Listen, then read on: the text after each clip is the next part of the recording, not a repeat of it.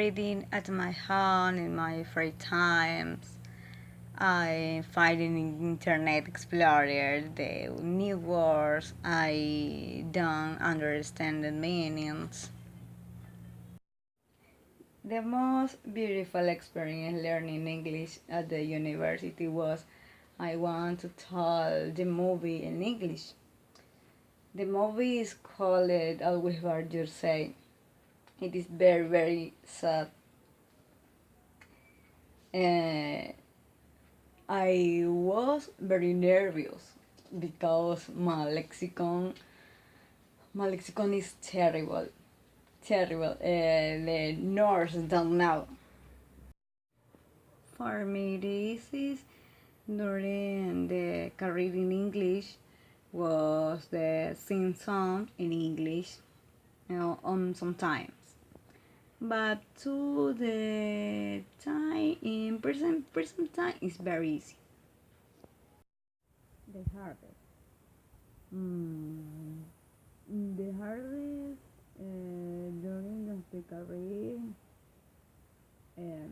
the regular verb, some rollers, um, grammar in general. The easiest thing I did in English are the definition of word into vocabularies and sometimes the readings.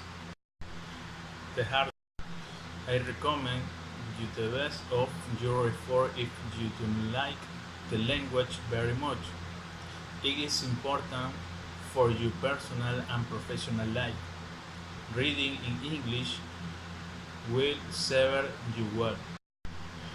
I cannot say that it contributed in why something new, but if I put a lot of effort and learning the language, I have even had meeting with several colleagues to perform tests.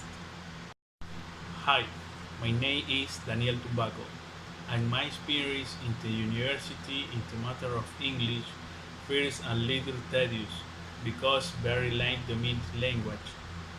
However, I have participated and fairs and several exhibitions. Hi. Hello, my name is Dila Bolaños. I'm an English teacher here at the university, and obviously it's a pleasure for me to share some tips with you.